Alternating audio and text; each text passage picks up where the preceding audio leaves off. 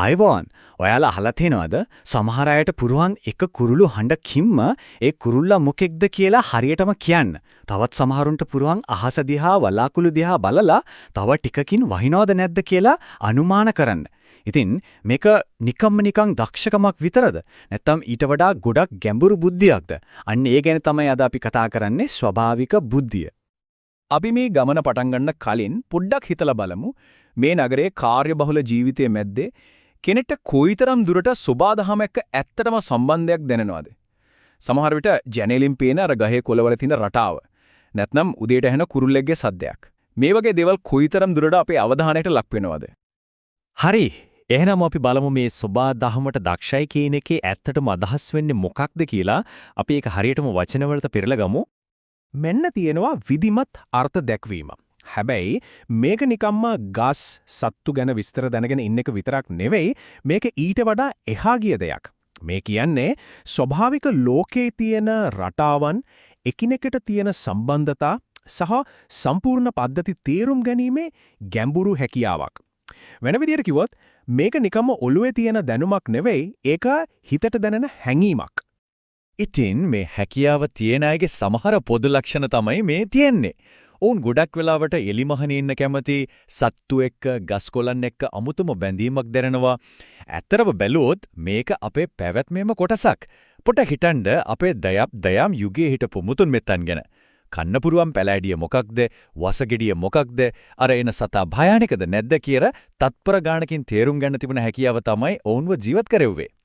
අන්න ඒ සහජ බුද්ධිය අදටත් අපි හැමෝගෙම ඇතුලේ කොහේ හරි සැඟවිලා තියෙනවා.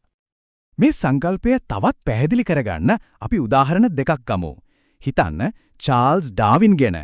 ඔහුට පුරුවන් වුණා ගැලපෙගෝස් දූපත්වල ඉන්න කුරුල්ලන්ගේ හොටවල් වල තියෙන පුංචි වෙනස්කම් නිරීක්ෂණය කරලා පරිණාමවාදය වගේ දැවන්ත න්‍යායක් ගොඩනගන්න. නැත්නම් මතක් කරන්න වනජීවි විශේෂඥ ස්ටීව් අර්වින්ව. ඔහුට තිබුණේ සතුන්ගේ හැසිරීම ගැන පුදුමාකාර සහජ අවබෝධයක්. මේ දෙන්නම ඉහළ ස්වභාවික බුද්ධියකට තියෙන කදිම උදාහරණ. හොඳයි ඩාවින්. ස්ටීව් අර්වින් වගේ අයගේ මේ පුදුම හැකියාව අපි ඇත්තටම බුද්ධියක් විදිහට සලකන්න ඕනද? අන්න ඒ ප්‍රශ්නේ අපිව ගෙනියනෝ මනෝවිද්‍යාවේ ඊටාම ජනප්‍රිය ඒ වගේම ගොඩාක් විවාදයට ලක්වුණු න්‍යායක් ළඟට.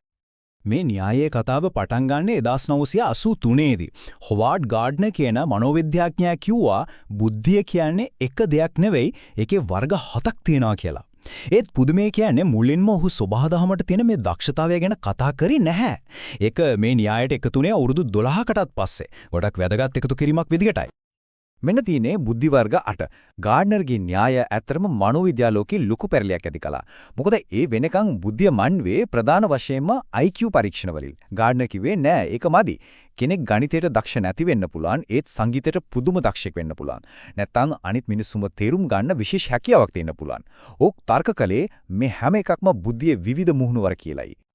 හැබැයි මේ න්‍යාය අධ්‍යාපන ක්ෂේත්‍රයේ කොච්චර ජනප්‍රිය වුණත් විද්‍යාත්මක ප්‍රජාව ඇතුළේන මේ ගැන තියෙන ලොකු විවාදයක්.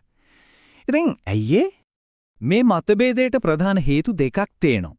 එකක් තමයි මේ කියන බුද්ධි වර්ග ඇත්තටම එකිනෙකට වෙනස්ව පවතිනවා කියන ඔප්පු කරන්න තරම් පර්යේෂණාත්මක සාක්ෂි අඩුකම. දෙවෙනි සහ වැදගත්ම දේ තමයි බුද්ධිය කියන වචනයම. විවේචකයන් අහන ප්‍රශ්නේ තමයි මේවා ඇත්තටම වෙනස් බුද්ධි වර්ගද නැත්නම් අපි හැමෝටම තියෙන විවිධ දක්ෂතා සහ හැකියාවන් විතරද කියන එක. පුදුමයකට වගේ ගාර්ඩ්නර්ම පිළිගන්නවා බුද්ධිය කියන වචනය ඔහු තෝරාගත්තේ උපාය මාර්ගිකව කියන එක. ඔහුට ඕන වුණේ මනෝවිද්‍යාවේ මුල් බෑගෙන තිබුණු අර පටු අර්ථකථනයට ශ්‍රුජ්ජුවම අභියෝගය කරන්න. ඔහු දැනගෙන හිටියා දක්ෂතාවය කිව්වනම් ඒකට ඒ තරම් බලපෑමක් කරන්න බෑ කියලා.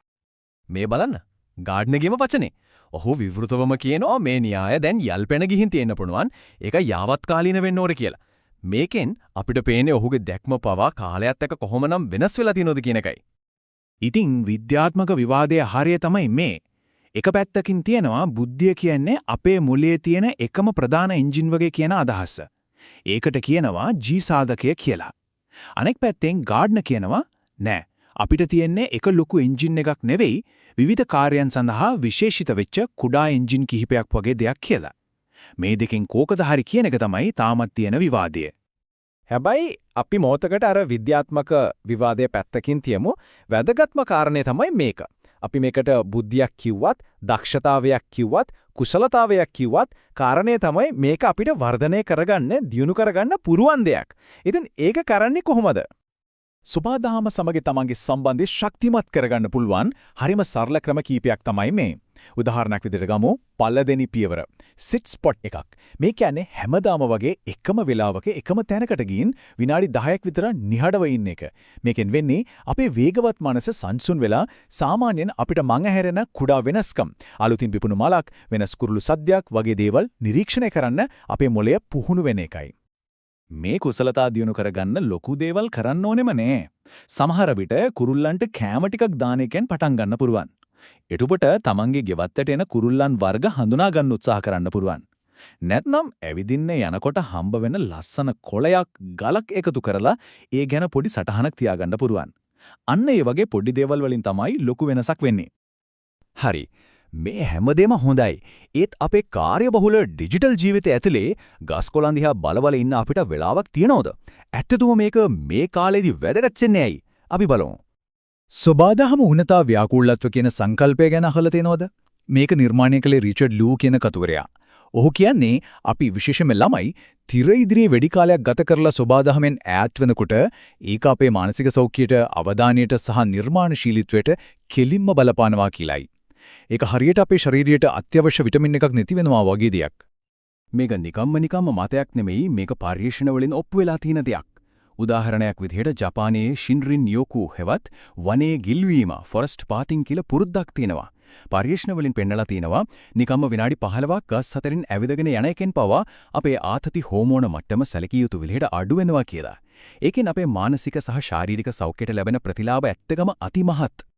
ඉතින් අපි ආයමත් මුලින්ම අහුව ප්‍රශ්නයට එනවා අපේ ලෝකය දවසින් දවස තාක්ෂණයෙන් පිරියද්දී සබාදහම කියන්නේ අපිට අමතක කරලා දාන්න පුළුවන් සුඛෝපභෝගී දෙයක් විතරද? නැත්නම් ඒක අපේ පැවැත්මට, අපේ මනුස්සකමටම අත්‍යවශ්‍ය දෙයක්ද? මේ ගැන මොහොතක් සිතන්න.